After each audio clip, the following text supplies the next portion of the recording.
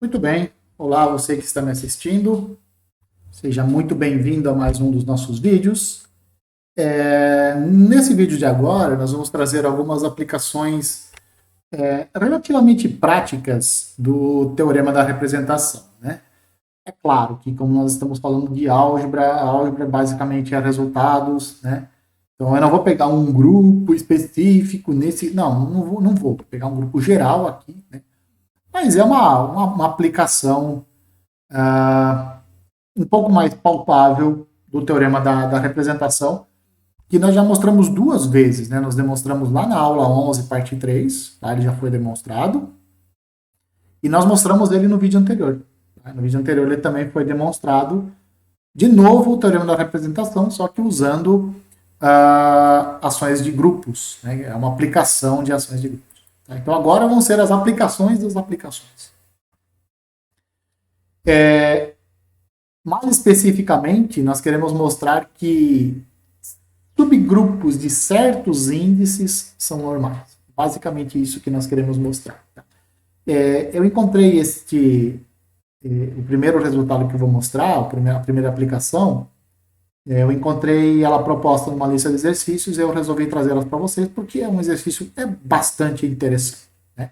Você já deve ter passado, provavelmente em alguma lista, você deve ter encontrado o seguinte: todo subgrupo de índice 2 ele é normal. Tá? E de índice 3? Essa é a pergunta. Né? Então, isso que nós vamos querer mostrar alguma coisa parecida com isso na aula de agora. Teorema da representação. O que fala o teorema da representação? Ele fala o seguinte: que se você tem G um grupo e H um subgrupo de índice finito N, então existe um subgrupo normal N de G contido no H, de tal forma que G quocientado por N é isomorfo a um subgrupo do Sn. É isso que fala o teorema da representação. E o exemplo diz o seguinte: que se você tem um G, um grupo finito de ordem prima, de ordem ímpar, e H, um subgrupo de índice 3, então ele é normal em G. Então você já deve ter se deparado que todo subgrupo de índice 2, ele é normal no grupo. Quando o grupo tem ordem ímpar, se você encontrar um subgrupo de índice 3, pode garantir que ele é normal em G. Se você pedir no iFood um subgrupo de índice 3 em um grupo de ordem ímpar, você pode garantir que o que virá para você é um subgrupo normal. Não há dúvida. Se não for, reclame com o seu entregador, porque alguma coisa aconteceu. Vamos lá, então. Como o nosso subgrupo H tem índice 3, ele não pode ser igual ao grupo todo. Então o H é diferente de G. Porque se eles fossem iguais, o índice não seria 3, o índice seria 1. O que nos fala o teorema da representação, que nós vimos no vídeo anterior como corolário 1? E é o que eu acabei de falar para vocês. O que ele fala? Então, nós temos um subgrupo de índice 3. Existe um subgrupo normal contido em H, de tal forma que o quociente é isomorfo ao Sn. Se o índice é 3, o quociente é isomorfo a um subgrupo do S3. É o que está escrito aqui. Ó. Existe um subgrupo normal no H, cujo quociente é isomorfo a um subgrupo do S3. Pelo teorema de Lagrange, como esse grupo quociente é isomorfo a um subgrupo do S3, e a ordem de um subgrupo divide a ordem do grupo, então esse quociente, a ordem desse quociente divide a ordem do S3, que é 3 fatorial, que é igual a 6. Tá? Então esse quociente aqui, a ordem de G quocientado pela ordem de N, que é igual à ordem do quociente, do grupo quociente, isso divide 6. Tá. Se isso aqui divide 6, é porque esses números aqui, que são iguais, ou esse número é 1, ou é 2, ou é 3, ou é 6, que são os divisores positivos do 6. Esse número tem que dividir o 6. Então, esse número é 1, ou é 2, ou é 3, ou é 6. Tá? Esse número não pode ser 2, esse quociente não pode ser 2 e não pode ser 6. Por quê? Porque se a ordem de G, quocientado pela ordem de N, for 2, for igual a 2, então a ordem de G vai ser 2 vezes a ordem de N. E aí a ordem de G vai ser par. Contradizendo a hipótese. A ordem de G é ímpar. A ordem desse, quer dizer, esse quociente aqui também não pode ser igual a 6. Porque se esse quociente aqui for igual a 6, a ordem do grupo vai ser 6 vezes a ordem do subgrupo normal N. E, de novo, nosso grupo teria a ordem par. Então, isso não pode acontecer. Moral da história. Esse quociente aqui, ó, a ordem de G quocientado pela ordem de N, isso tem que ser 1 ou 3. Mas, para lá, esse quociente aqui é exatamente o índice do N em G. Tá certo? Tudo bem? Então, o índice do N em G ou é 1 ou é 3. Mas o N está contido no H, o N está contido no H, e o H é diferente de G. Então, o N também vai ser diferente de G. O N vai estar contido em G e vai ser diferente de G. Então, esse índice aqui, ó, esse quociente, não pode ser igual a 1. Porque se esse índice for igual a 1, a ordem de G, quocientado pela ordem de N, vai ser 1, e aí a ordem de G vai ser igual à ordem de N. Como nós estamos em coisas finitas, se o N está contido no H, né? E se eles tiverem a mesma ordem, eles são iguais, mas eles não são iguais. Tá? Então, o índice do G, do N em G, não pode ser 1. Se não pode ser 1, tem que ser 3. Tá? Então, moral da história, conseguimos um subgrupo normal, nós conseguimos um subgrupo normal contido no H de índice 3. Então, nós temos isso daqui. Mas, olha só, o N está contido no H e o H está contido no G. Tá? Então, o índice do N em G é o índice de H em G vezes o índice de H em N. O índice de H em G é 3. Então, nós temos 3 igual a 3 vezes o índice de N em H. Então, eu só posso ter aqui que o índice de H em N, o índice de H em N, ou de N em H, é 1. Se o índice é 1, é porque os dois subgrupos são iguais. Como o N é normal, o H vai ser normal em G. Então, no grupo de ordem ímpar, todo subgrupo de índice 3 é normal no grupo. Certo? Pode garantir isso. Uma pequena observação. Suponha que você tem um número primo P, maior que 3, então ele é 5, 7, 11, tanto faz. Um primo maior do que 3. E N, um número natural, um número inteiro maior que 0. Se você tem um grupo de ordem 3 vezes P elevado a N, se você tem um grupo de ordem 3 vezes P elevado a N, nós vamos mostrar quando nós falarmos em teoremas de Silo, se você já viu teoremas de Silo, você sabe que existe um subgrupo de ordem P elevado a N. Esse subgrupo, é chamado de P-Silo, né? Ele tem índice 3, porque o índice é a ordem do grupo dividido pela ordem do subgrupo. Se o grupo tem ordem 3 vezes P elevado a N e o subgrupo tem ordem P elevado a N, o quociente vai dar 3. Então, o índice de H em G é 3. Tá? E pelo exemplo anterior, o H é normal em G. Ele é normal em G e ele tem ordem P elevado a N. Tá? Então, nós teríamos um P-Silo, um P subgrupo de Silo, normal em G. Certo? Outro exemplo, esse exemplo aqui eu inventei. Tá? Usei mais ou menos o que nós tínhamos visto no exemplo anterior. Dei uma pequena adaptada nele, mas consegui mostrar o seguinte. Suponha que você tenha G um grupo finito, de ordem ímpar, de novo, e H um subgrupo de índice 5. Mas você tem que supor que o 3 não divide a ordem de H. Tá? Se você tem um subgrupo de índice 5, tal que 3 não divide a sua ordem, num grupo de ordem ímpar, então esse subgrupo é normal em G. A demonstração, ou a solução desse exemplo, é bem parecida com a do exemplo anterior. De novo, Como o índice de H em G é 5, esses grupos são diferentes. O que nos diz o teorema da representação?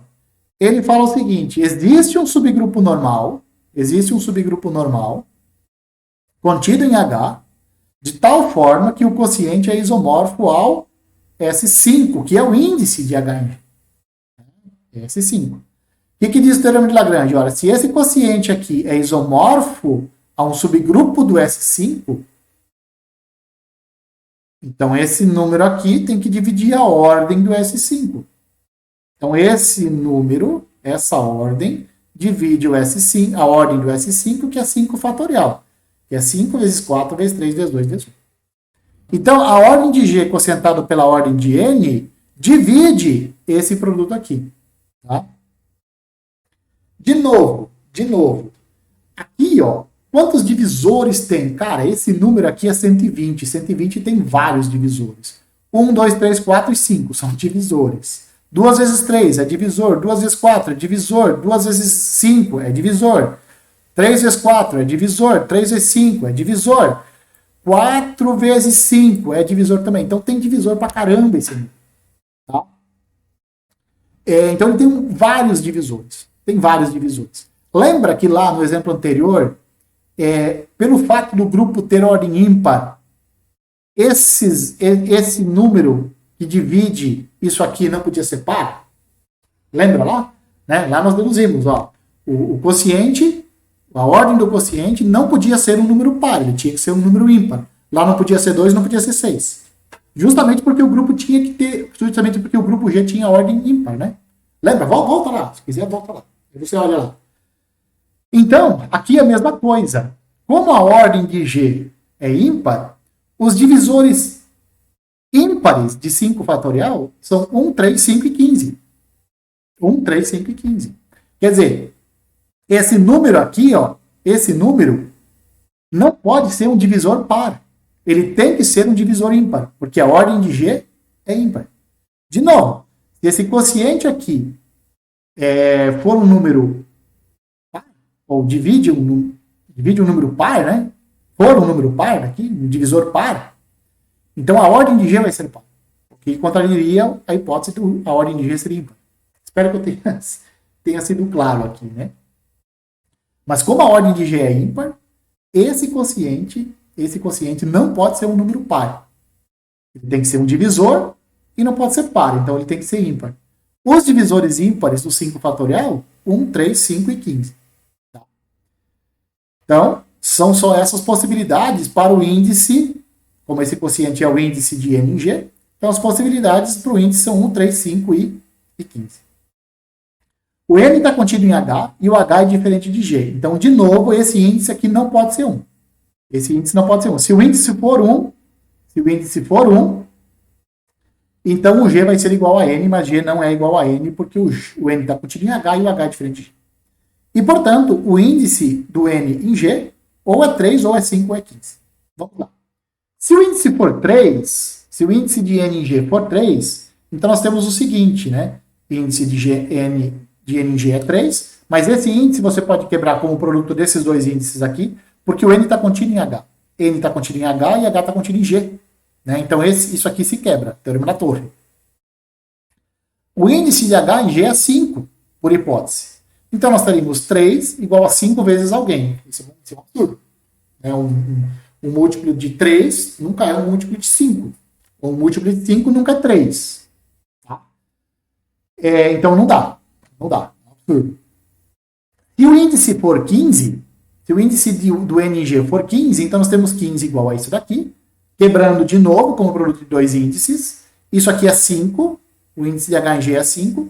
Então nós teríamos que o índice de H em N é 3. O índice de H em N é a ordem de H dividido pela ordem de N, é a definição de índice. Tá? O que isso vai nos implicar? Que a ordem de H é 3 vezes a ordem de N. E, portanto, o 3 divide a ordem de H. Isso contradiz a hipótese. Lembra que eu coloquei uma hipótese a mais? 3 não divide a ordem de H. Era por causa disso, para nós eliminarmos essa possibilidade aqui. Então, o índice do N em G não pode ser 3, não pode ser 15. Só pode ser 5, então. Se o índice de N em G tem que ser 5, então a ordem de H em G vezes a ordem de N em H tem que ser 5. De novo, teorema da torre. Esse índice é 5. Então, esse produto aqui tem que ser 5. Então, o índice de N em H tem que ser 1. E, portanto, o H tem que ser igual a N e o N é normal. Tá? Então, temos esse resultado aqui. Ó. Se você tem um grupo finito de ordem ímpar, H é um subgrupo de G de índice 5, tal que 3 não divide a ordem de H, então H é normal de G. Aplicação disso. Pega um número primo P, maior do que 5 agora, maior do que 5, e N um número inteiro maior do que 0. Se você tem um grupo de ordem 5 vezes P elevado a N, então, nós vamos mostrar lá nos teoremas de Sylow, ou se você já viu os teoremas de Sylow, o G tem um subgrupo H de ordem P elevado a N. O índice desse subgrupo é 5 e, portanto, ele é normal e tem ordem P elevado a N. Então, para todos os grupos da forma 5 vezes P elevado a N, nós temos P subgrupos de Sylow normais, ou normal. Tá? Finalmente, se você tem G, um grupo finito, e P, o menor primo que divide a ordem de G. Pega o G é um grupo finito, e P é o menor primo que divide a ordem de G. Se o H é normal em G, se o índice de um subgrupo é P, então esse subgrupo é normal em G. Tá? Esse é o último exemplo que eu vou apresentar para vocês. Solução. Em particular, né? Em particular, se o índice de H em G for 2, então o H é normal em G. Tá? Aqui o grupo não importa se o grupo for finito, infinito, não importa se o grupo seja finito de ordem par ou ímpar. Esse resultado aqui vale. E você tem um grupo finito, pega P o menor primo que divide a ordem de G. Se H for um subgrupo que tenha índice igual a P, então esse cara é normal em G. Se o índice de H em G for 2, 2 é o menor primo que pode dividir a ordem de um grupo. Né? Então, um grupo finito, se você tem o índice de H em G igual a 2, que é o menor primo que pode dividir a ordem do grupo, então o H vai ser normal em G. Solução desse exemplo, veja a aula 11, parte 3. Tá? Lá no final do vídeo, nós mostramos esse resultado aqui.